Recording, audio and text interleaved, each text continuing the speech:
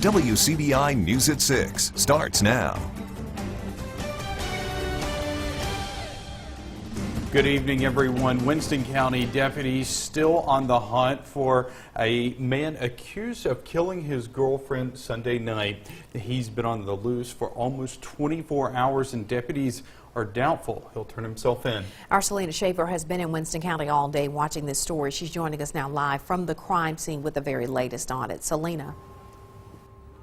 That's right. Kevin LeDexter Carter is considered right now to be especially dangerous. He's even considered to be armed at this point, but it's not his first time running in with the Winston County Sheriff's Department.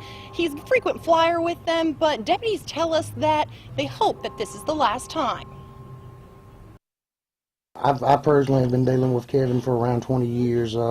He has been to prison before. We do believe he is armed at this time. We caution our residents not to approach him, just to let us know if they see him. We don't know what's going on with him, what kind of mental state he's in at this point. Kevin LeDexter Carter is no stranger to the Winston County Sheriff's Department. He is currently accused of fatally shooting his girlfriend, 39-year-old Angela D. Collier of Winston County. Winston County Coroner Scott Gregory says Collier was shot in the leg and the bullet hit a major artery. We did send her to the Mississippi State Crime Lab for an autopsy that hopefully will be done today or tomorrow. Standard procedure.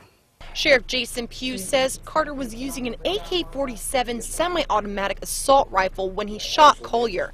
Pugh has had his fair share of run-ins with Carter and speaks from experience when he says Carter doesn't go easily. He actually has fled in vehicle and on foot from myself and other deputies over the years, so hopefully he realizes the situation that he's in and will go ahead and turn himself over to us, but I don't look for that at this time. Past encounters with the Sheriff's Department were all on drug-related charges.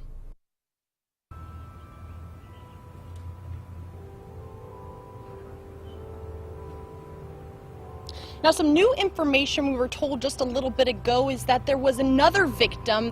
The victim who did pass away, her roommate was also assaulted by Carter. Now, she didn't want to go on camera and she wanted her name to remain anonymous, but she did let us take some pictures of her injuries. Now, just a warning, they are pretty graphic, so viewer discretion is advised. But if you take a look at these, both of her eye sockets were broken in as well as her nasal cavity. She is in extremely amount of pain, but she did said right now all she wants is that for the suspect to be caught. So if you guys have any information, you're asked to call the Winston County Sheriff's Department at this time. Any tips and help for them is much needed. But for now, in Winston County, Selena Schaefer, WCBI News. All right, thanks, Selena. A Columbus woman pleads guilty to second-degree murder this morning in Columbus. Tarkisha Carter has been sentenced to 40 years in prison. She shot and killed 23-year-old Brittany Foster in the parking lot of Buffalo Wild Wings in Columbus in August 2014. Carter was originally charged with 1 count of murder and 1 count of aggravated assault. At the time of the shooting, investigators told WCBI that Carter went inside Buffalo Wild Wings after the shooting and asked to see an unidentified employee demanding money back from a tip from earlier in the evening. Police say Carter then went through the restaurant and followed the employee out a side door and fired several shots. She surrendered to police in front of the business. District Attorney Scott Colon worked with the victim's family. After consulting with the family of Brittany Foster, we decided that was the best way to get them closure and to get her a significant sentence to punish her for the murder. Today is the first day of the court term for Lowndes County Circuit Court. A Noxubee County Sheriff's Department detention officer finds herself on the wrong side of a locked-up jail cell. 38-year-old Tabitha Lott is charged with shoplifting. She's accused of taking less than $250 worth of merchandise from Belk Department Store in Columbus. The charge is a misdemeanor. Lott is out on bond. Noxubee County Sheriff Terry Grassery tells us he's aware of the arrest and is determining what steps to take next. New at 6, Columbus police need your help finding the man accused of stealing someone's credit card information. Investigators are hoping someone will recognize this man who is identified on our website at WCBI.com. He's a person of interest in that theft investigation. The credit card was reported stolen on January 31st. Again, you can see his photograph on WCBI.com, also on our Facebook page at WCBI News.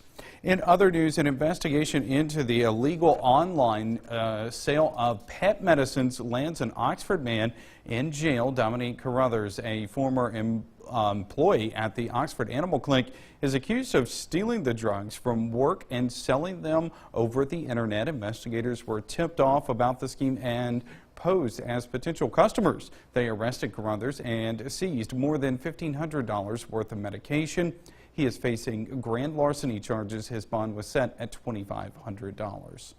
Time now to turn our attention to weather. Chief Meteorologist Keith Gibson joins us with a first look at your forecast. Keith? Well, Joey, right now a pretty nice sunset going on across North Mississippi right now. Twilight, I guess you could say, here just after 6 o'clock. We're down into the 50s. In our viewing area, still some 60s off to the south. Again, as we just showed you, we're mainly clear.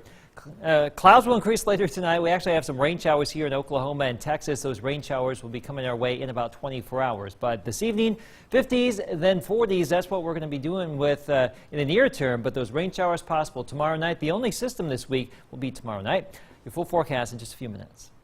All right, thanks a lot, Keith. A bill aimed at helping young drivers stay safe during police stops passes the Mississippi House. The legislation, sponsored by State Representative Kabir Kareem, would make it mandatory for schools to teach students about the right way to respond to law enforcement when pulled over. It directs the Department of Public Safety to develop a program to be taught in driver's education courses. Kareem says he was motivated by recent officer-involved shootings like the Ricky Ball case in Columbus.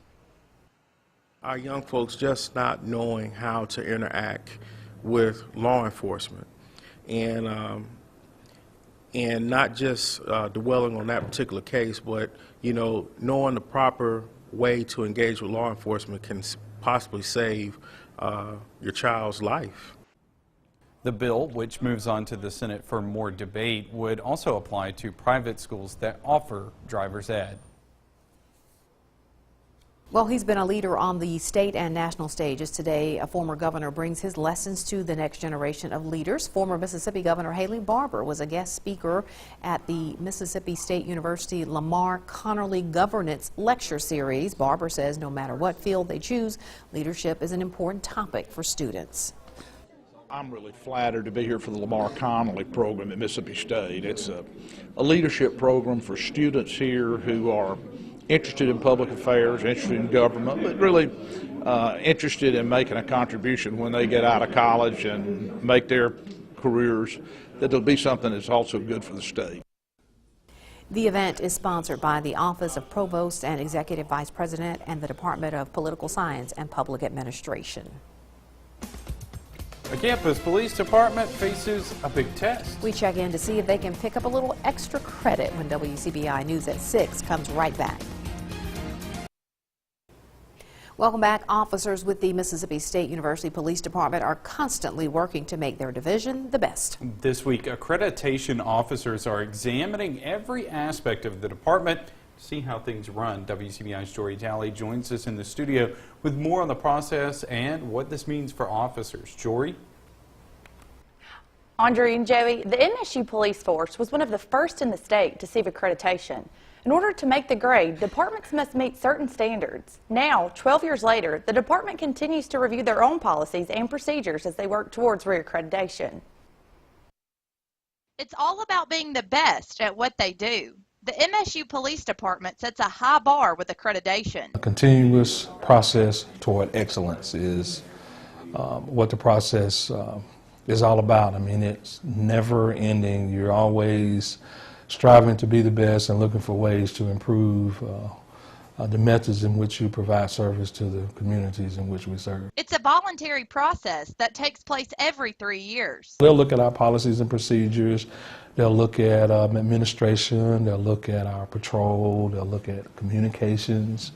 They'll they'll look at our records system and how we go about doing those things. The MSU officers are all certified state police officers and patrol a city within a city. We operate just as any major city or county does. We enforce all the traffic laws, we enforce all the criminal laws. So we have a patrol division, we have an investigative division, and we have a support division which conducts our training and our accreditation and other functions throughout the universities. Going through the steps helps officers to stay on top of law enforcement tactics. We have currently 34 certified police officers.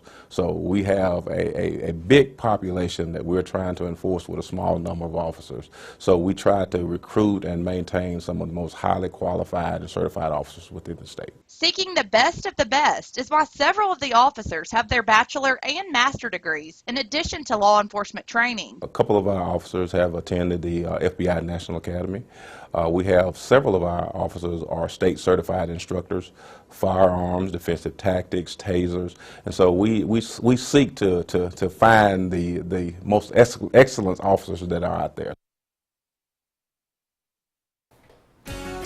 It's a wet night out here across the High Plains. We're talking about that tonight because that rain you see right here, this will be our problem tomorrow night. Full forecast is next.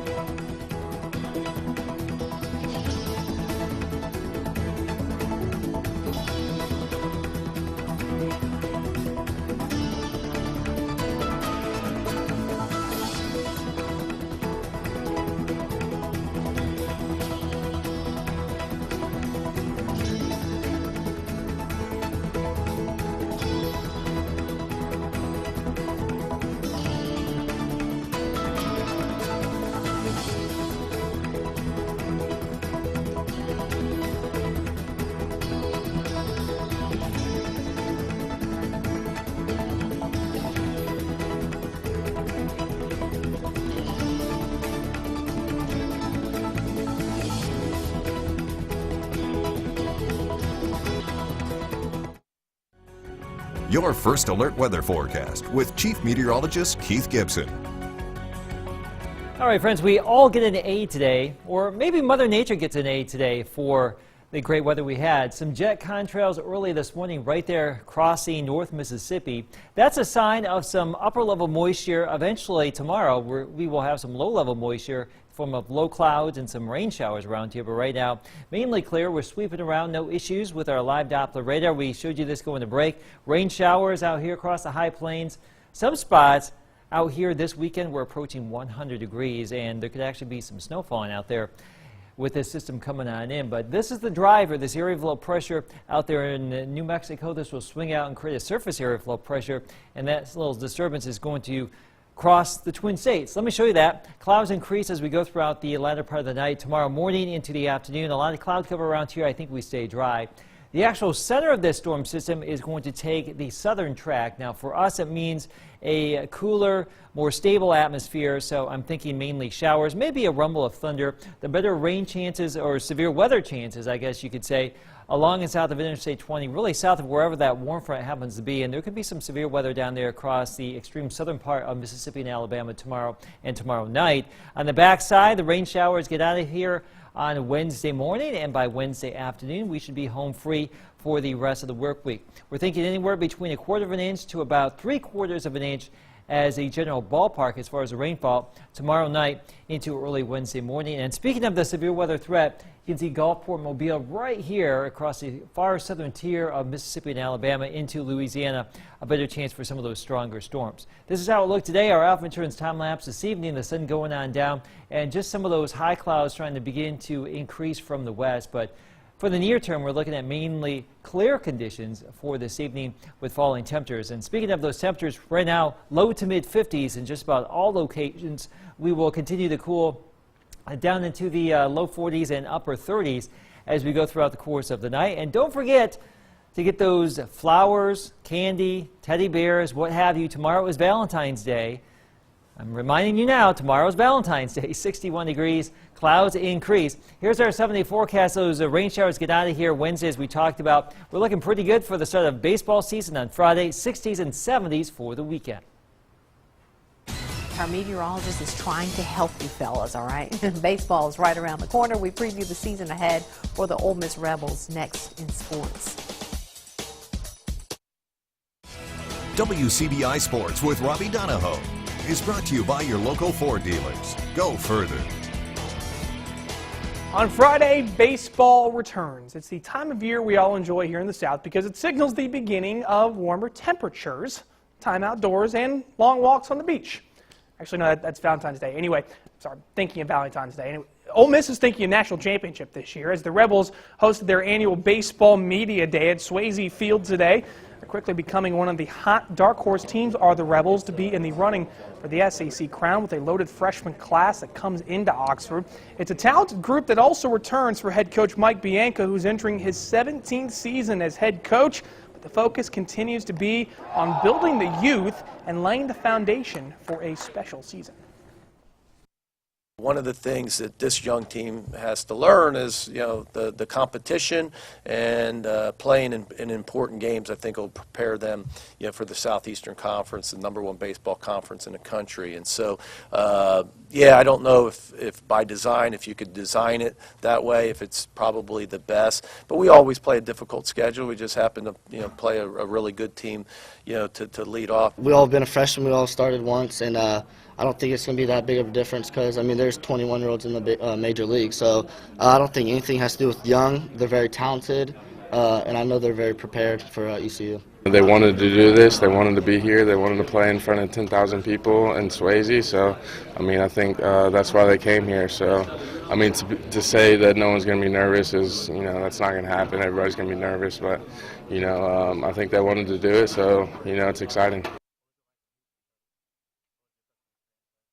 And Mike Bianco's starting lineup for this year is Will Golson in right field. The former New Hope Trojan been moving all around the infield, played a little first base last year. They're moving him in right field. They call it that more of his natural position. So it's a very talented lineup, including Oxford's Gray Kessinger and Thomas Dillard, who are both expected to be in the starting lineup as well. This is going to be a lineup that's going to put up a lot of runs for Ole Miss this year. By the way, we'll talk to Will Golson coming up at 10. Your starting rotation looks like this as of now for this weekend against East Carolina, who, by the way, is a top 10 team coming into the year. David Parkinson, James McArthur, and Brady Feigl. You also have your closer, Will Stokes. Plenty of talent on the mound as well for Coach Bianco. Should be a fun year Ole Miss baseball. We'll talk more about the Diamond Rebs coming up at 10. To basketball, and today at East Webster, one of the star Lady Wolverines put pen to paper. It's Adriana Bell. She signed to continue her career in hoops at Northeast Community College. The standout senior is averaging 19 points, 10 rebounds, 3 steals per game for the division champs at East Webster. She spoke today about what that division title meant to her team and how the Lady Wolverines have progressed this season. Everything. I feel like our team was better than we were last year. I feel like we work hard. I feel like we dedicated to one another. I feel like we want nobody to give up, and if so, there's one that always encourage the other. I feel like everything is great. We talk about Proverbs 14:23 here, and it says that hard work brings profit, but mere words lead only to poverty. And Adriana is definitely evidence of that verse is true. She has worked hard since day one, since she's gotten here to be a good player and a good teammate. Speaking of hoops, let's run through our all-star basketball teams. The Miss Owl game, you see 6 area boys are on the team. For the girls, we have 3 area girls, Young, Shearer, and Jones. The boys North, Half, South all-stars, you see 4 on the boys are area players. And also for the girls, we have 5. So congratulations to all of our area stars that made all-star teams this year. That's it for sports. We'll get a last look at your forecast when we come back. Here is our 7-day forecast. Some late day showers tomorrow. So as you venture on off with your date for your Valentine's Day dinner, bring that umbrella, bring your rain jacket, and just be on the safe side. We'll get that wet system out of here Wednesday morning, then dry weather, warmer weather for the weekend. All right. That is good. Now my yard can dry out finally. We need it. Thanks for joining us, everyone. Have a great night.